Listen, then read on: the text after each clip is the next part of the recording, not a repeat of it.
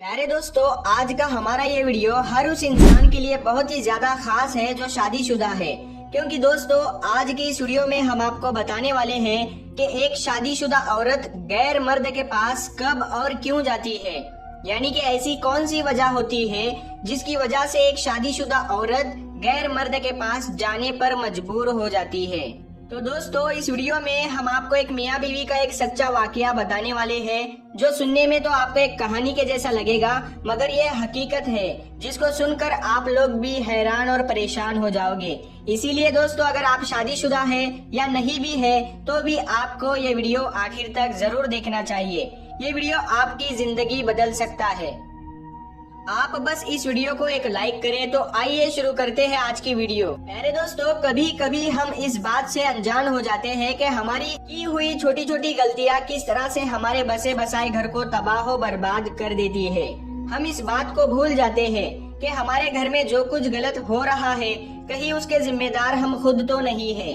दोस्तों, आज हम आपको हमारे एक दोस्त का वाकया, सच्चा वाकया बताने वाले हैं, जिसको सुनकर आप लोग हैरान हो जाओगे।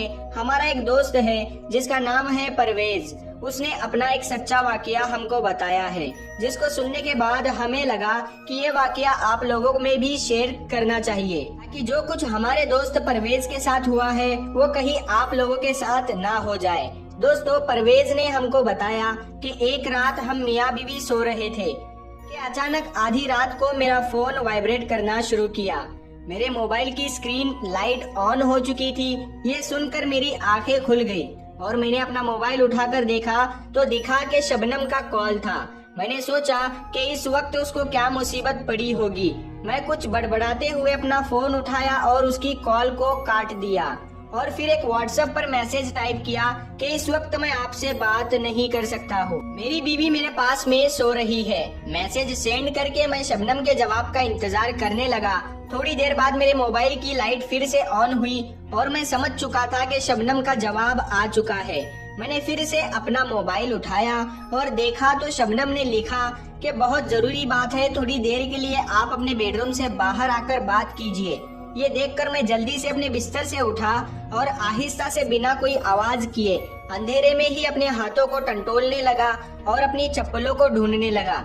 मुझे जब चप्पल मिली, फिर मैं धीरे धीरे से आगे बढ़ा और कमरे का दरवाजा खोला। बाहर की लाइट चालू थी। दरवाजा खोलने से हमारे कमरे में हल्की सी रोशनी हुई तो मैंने पीछे मुड़कर देखा कि कहीं मेरी बीवी जाग तो नहीं गई। जब मैंने अपने बिस्तर पर अपनी नजर डाली तो बिस्तर बिल्कुल खाली पड़ा था, यानी कि मेरी बीवी तो बिस्तर पर नहीं थी। ये देखकर मैं बहुत हैरान हुआ और सोचने लगा कि आखिर वो आधी रात को कहाँ चली गई। ये देखकर मेरे दिमाग में कई तरह के सवाल उठने लगे। मैं बहुत हैरान और परेशान हो गया और जल्दी से कमरे से बाहर निकलकर सीधा अपने किचन की तरफ गया। वहाँ जाकर देखा तो किचन की लाइट भी बंद थी। वॉशरूम की तरफ अपनी नजर दौड़ाई तो वॉशरूम का दरवाजा भी खुला हुआ था।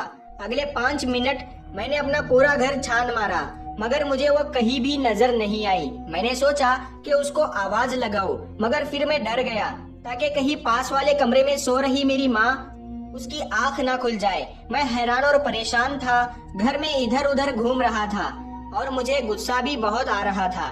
इतने में मेरा फोन फिर से वाइब्रेट करने लगा। बड़ी ही बेदिली से मैंने शबनम का कॉल कट किया और इधर उधर बीवी को देखने लगा। मेरे दिल में कई तरह के सवाल घूमने लगे थे। मेरी माँ की कुछ दिन पहले कही हुई बातें भी मेरे कानों में गूंजने लगी थी। मेरी माँ ने मुझसे कहा था कि बेटा परवेज, आजकल तेरी बीवी के चाल चलन मुझे ठीक नहीं लग रहे हैं। वो घंटों अपने कमरे का दरवाजा बंद करके पता नहीं किससे फोन पर लगी रहती है।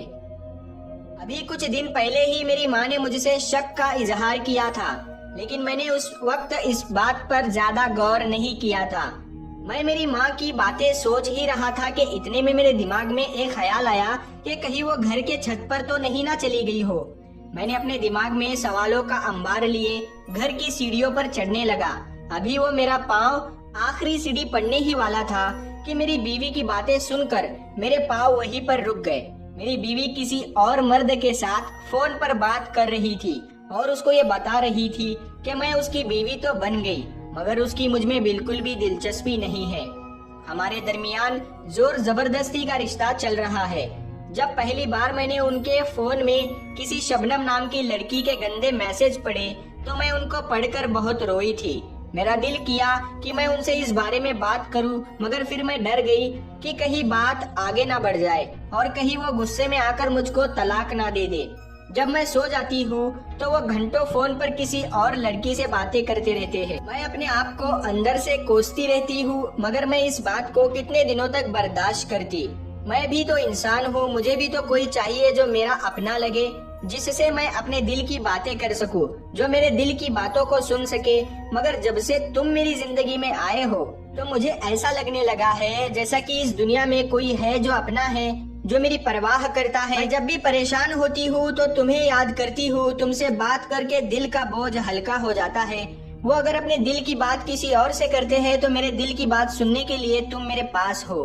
दोस्तों, परवेज ने बताया कि अभी उनकी बातें चल ही रही थी, मगर मेरी बर्दाश्त कम पड़ गई। ये सुनकर मैं गुस्से में लाल हो गया और ये सोचकर आगे बढ़ने ही वाला था कि आज तो उसको उसके किए हुए धोखे की सजा मिलकर ही रहेगी। इतने में मेरा फोन फिर से वाइब्रेट करने लगा। ये देखकर मेरे सारे जज्बात एकदम ठंडे पड़ गए। एकदम से जैसे सब कुछ रुक गया हो। मुझे ऐसा महसूस होने लगा जैसा कि किसी ने मेरी जबान जकड़ ली हो। उसके बाद मेरे पाँव आगे नहीं बढ़ पाए और एक शिकस्त खाए हुए इंसान की तरह मैं वापस सीढ़ियों से उतरने लगा। उनकी बातें अभी भी मेरे कानों में पड़ रही थी और मेरे कलेजे को छलनी कर रही थी। मैंने अपना फोन स्विच ऑफ किया और चुपचाप आकर अपने बिस्तर पर लेट गया। आज तो मुझे आराम पहुंचाने वाला मेरा बिस्तर भी मुझे कांटों की तरह चुभ रहा था, मगर इस तरह का कसूरवार मैं खुद था। मैं कैसे किसी और को इस बात की सजा देता?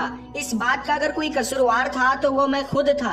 ये कहते कहते परवेज फूट फूट कर रोने लगा। दोस्तों, सुनने में तो आपको ये वाकया ये कहानी के जैसा लगा होगा, मगर आज यही हकीकत है। आज इस दुनिया में बहुत से मर्द ऐसे हैं जो अपनी बीवियां होने के बावजूद भी गैर औरतों में दिलचस्पी रखते हैं, गैर औरतों के चक्रों में रहते हैं और यही बात किसी भी बीवी को पसंद नहीं होती, जिसकी वजह से अक्सर मियाँ बीवी में दूरियां बन जाती है और फिर बीवी को गलत कदम उठाने पर मजबूर कर दिया जाता है।